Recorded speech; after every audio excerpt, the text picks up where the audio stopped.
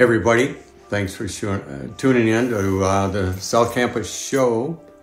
And this week, I have good friend and neighboring pastor, Father Rolf Tollefson of St. Hubert's. Welcome, Rolf. Thank you. Thank you, Father Bob. Yeah, thanks. It's great to be with you here. Thank you. Thanks for taking time.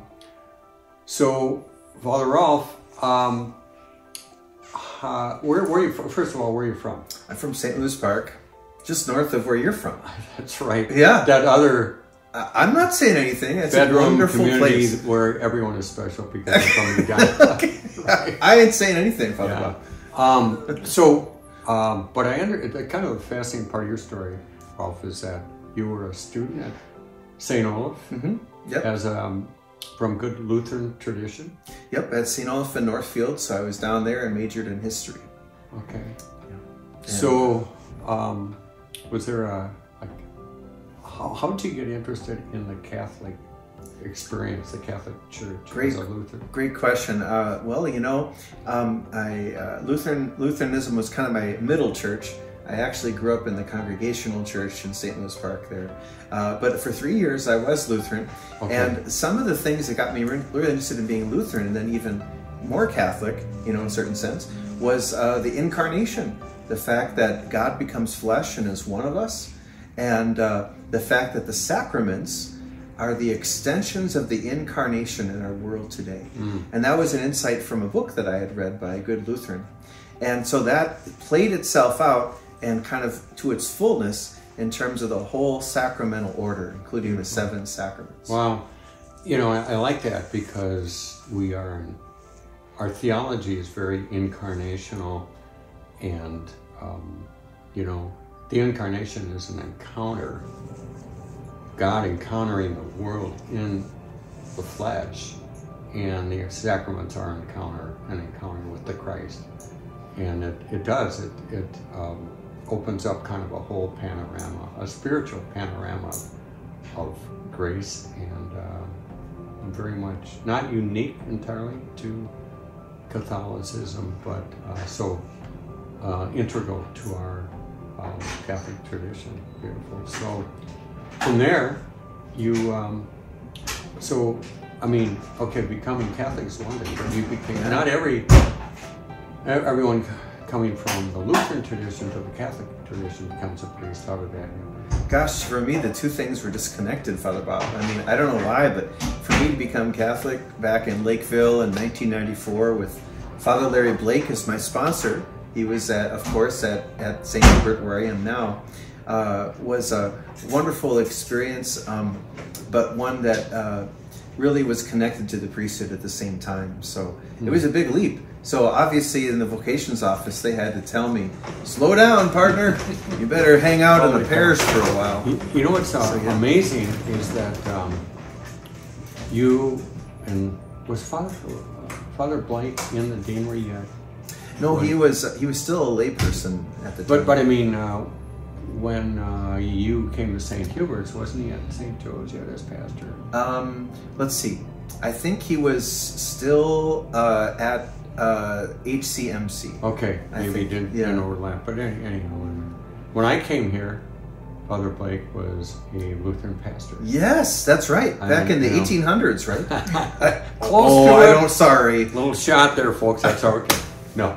I am the elder in our deanery in Lebanon. And we esteem you highly. Thank you. So, but then on to St. Hubert's, and you've been there, you were saying, 10 years. 10 years, can you believe it? Way back when. 2011, do you remember, Father Bob, when you installed me as the pastor? You know, I do. I remember that very well, and it was a great day, and it took off from there. Let me ask, so what's the most fascinating thing about doing parish work as a pastor? Gosh, I think the funnest thing, the most fascinating thing is just tracing the lines of grace, going back to the incarnation theme again, so that when you're just going through daily life, and whether it's adoration for the Blessed Sacrament, or whether it's sacraments or daily life things like going to work or talking to someone on the phone or whatever it happens to be, that if you listen carefully to reality, you'll find the voice of Jesus in it and the grace in it.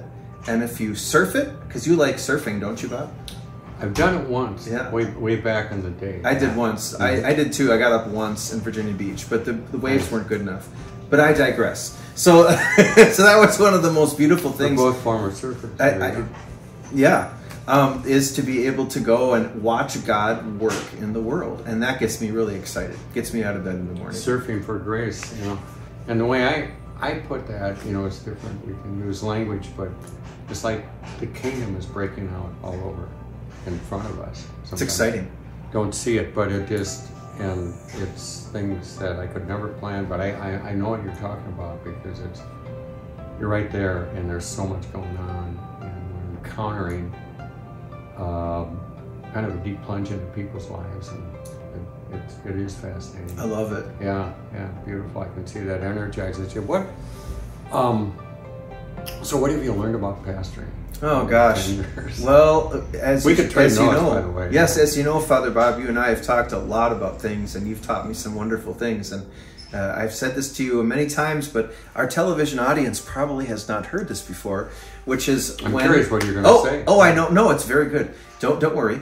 So when you installed me as pastor, you said, quote, "Rolf will make mistakes," and that was a great blessing, Father Bob, because you gave me the ability to make mistakes.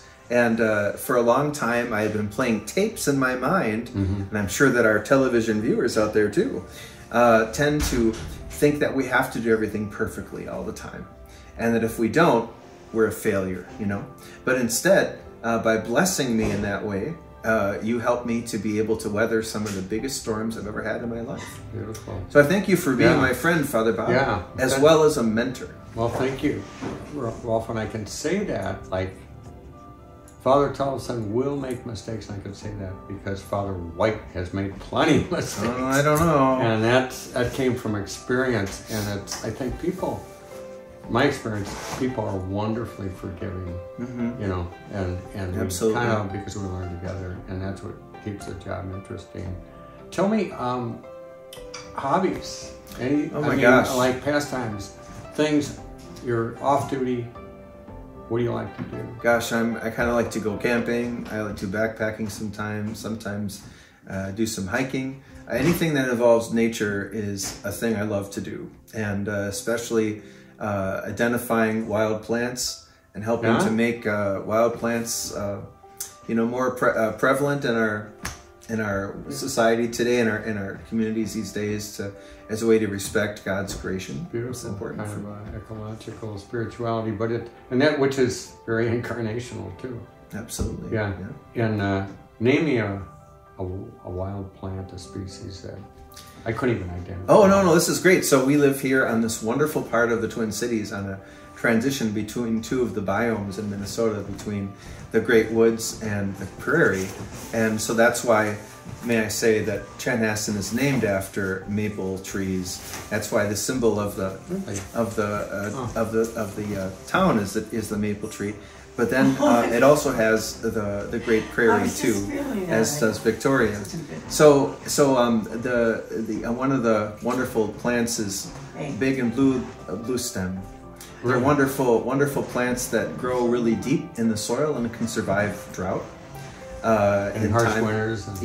And that way you don't have to keep watering your plants all the time, so we can save on water consumption. By the way, thanks, Marge.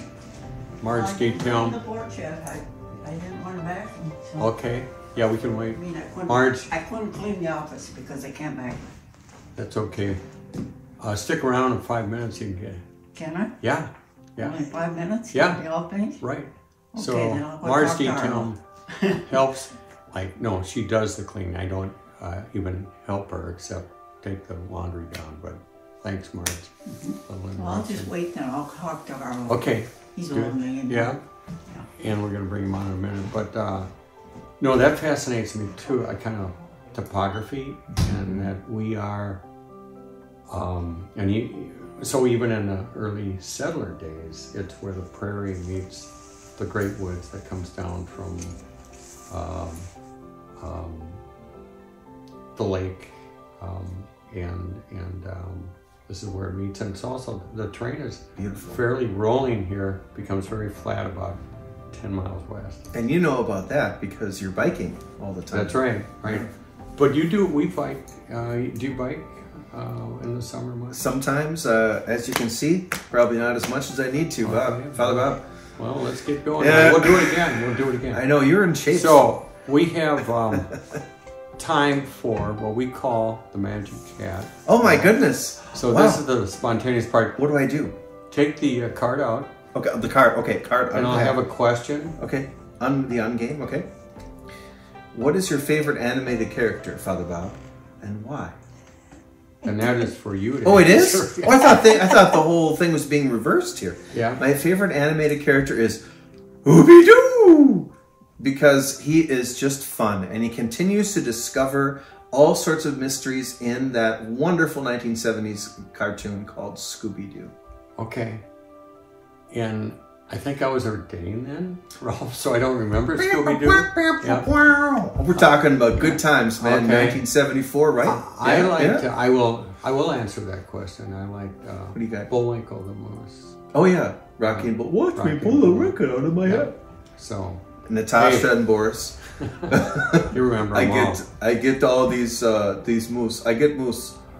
Rolf, you've been one of the most animated guests I've had on here. This is beautiful. To borrow a word, Father Bob, thank you. It's been a privilege to be with you. It's great, and I love doing it. And keep up the good work at St. Hubert's. And time for another check-in where we can trade theological notes Sounds good. and solve the world's problems. Everybody, thanks for tuning in. Hope to see you next week. Until then, Father Bob, and hang on 1 minute, Liz. Very good. Should I tell some jokes while we're still rolling here?